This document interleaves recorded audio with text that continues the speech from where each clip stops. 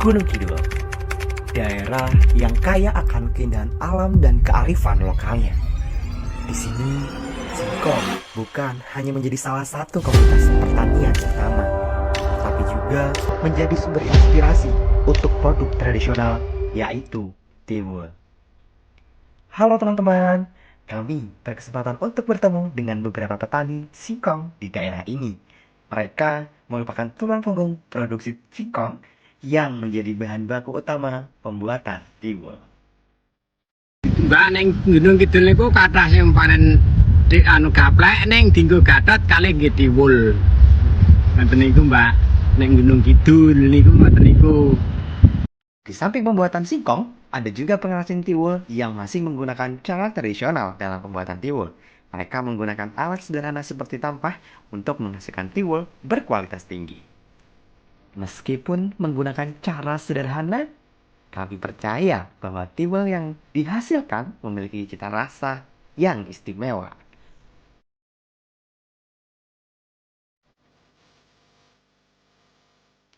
Kami juga menyadari bahwa untuk memenuhi permintaan yang semakin meningkat, dibutuhkan inovasi dalam proses pembuatan tiwul. Inilah yang mendorong kami untuk mengembangkan alat yang lebih efisien dan modern dalam pembuatan tiwul.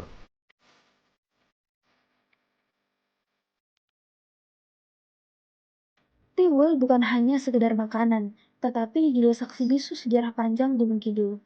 Dahulu kala, tiwul menjadi makanan pokok masyarakat saat musim paceklik. Dari bahan sederhana, singkong yang diolah menjadi tepung gaplek, lahirlah tiwul dengan cita rasa khas yang kaya makna. Tiwul menjadi oleh-oleh wajib bagi wisatawan yang berkunjung ke Gunung Kidul. Di Gunung Kidul merupakan penghasil singkong yang paling banyak di daerah gunung, di daerah DIY. Kebanyakan para petani tersebut menggarap tanaman singkong tersebut. Kemudian untuk masa pertaniannya kan setiap bulan Agustus itu petani singkong baru mulai panen. Jadi habis itu nanti dari bulan Agustus panen, untuk bulan berikutnya petani tersebut memulai menanam lagi untuk tahun berikutnya. Jadi untuk ketela tersebut nggak bisa langsung berapa bulan, 3 bulan atau 4 bulan panen itu nggak bisa. Jadi petani harus menanam singkong tersebut, dan singkong tersebut istilahnya satu petak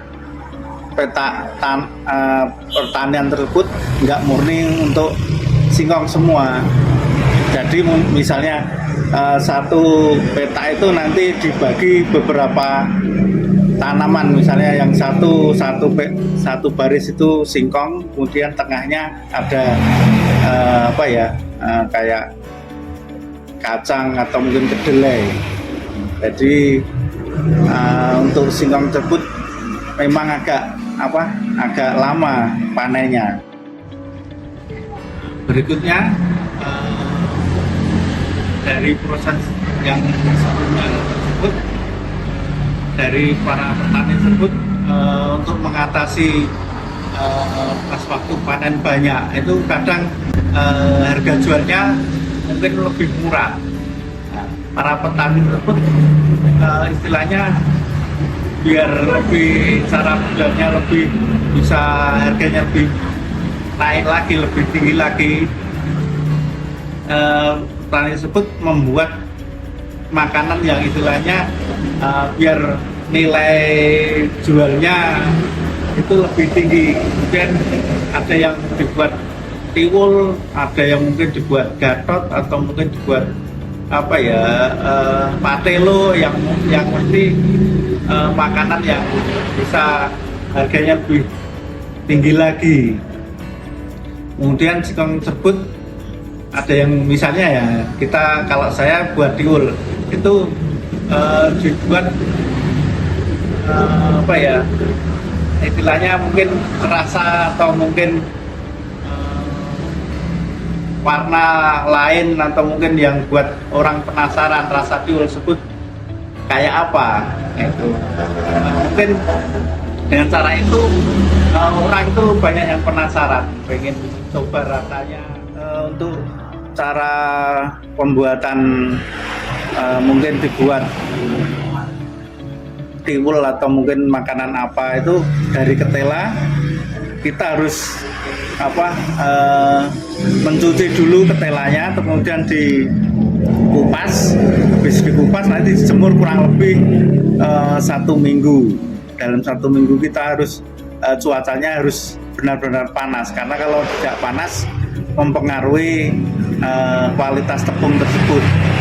Kemudian dari tepung tersebut kita dari ketela tersebut sudah kering, dibuat tepung dengan cara mungkin digiling atau mungkin ditumbuk pakai alu atau mungkin pakai alat-alat yang tradisional. Kemudian dari hasil tepung tersebut kita membuat tiwul itu mungkin dengan cara pakai tampah, kalau orang Jawa pakai tampah. Kemudian proses istilahnya kalau orang Jawa diinteri biar hasil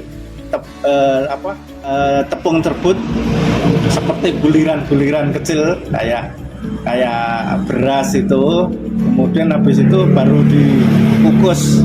Kalau yang untuk tiwul yang tradisional, yang untuk pengganti nasi tersebut, kita nggak pakai istilahnya, nggak pakai gula atau mungkin rasa, istilahnya memang dibuat tawar. Jadi itu fungsinya untuk pengganti nasi. Kalau orang dulu memang untuk tiwul tersebut untuk pengganti nasi. Orang yang mau beli nasi belum bisa, petani yang zaman dulu kan alternatifnya kayak gitu, yang tiwul tersebut terus habis matang, terus nanti kalau mau nggak langsung dimakan sekarang ya mungkin untuk berikutnya itu harus dikeringkan. Nah, dikeringkan tuh kalau udah memang benar-benar kering bener itu bisa bertahan 1 tahun atau mungkin lebih, tergantung kita cara penyimpanannya.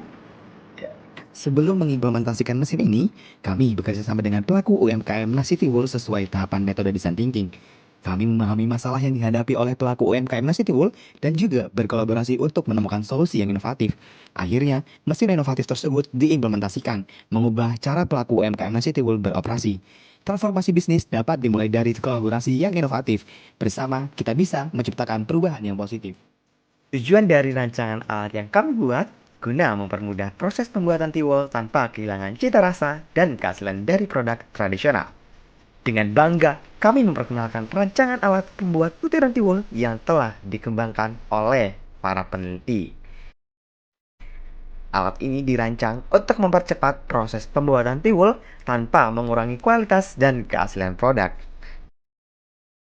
Mesin pembuat butiran ini mampu menghasilkan butiran tiwul yang seragam dan berkualitas dengan waktu yang lebih singkat. Dengan menggunakan alat ini, kami berharap dapat meningkatkan produksi tiwul tanpa mengorbankan nilai-nilai tradisional yang kami junjung tinggi. Revitalisasi kearifan lokal melalui rancangan alat pembuat butiran tiwul memberikan dampak positif bagi masyarakat lokal. Selain meningkatkan produksi, alat ini juga mampu membantu melestarikan budaya dan tradisi khas daerah Gunung Kidul.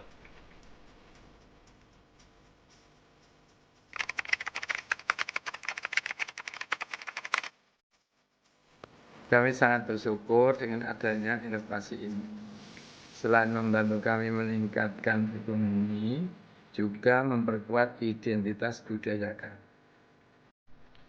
Dari Gunung Kidul, Yogyakarta, kami mengucapkan terima kasih atas perhatian Anda. Semoga video ini menginspirasi kita semua untuk terus melestarikan dan mengembangkan kekayaan budaya dan alam kita. See you!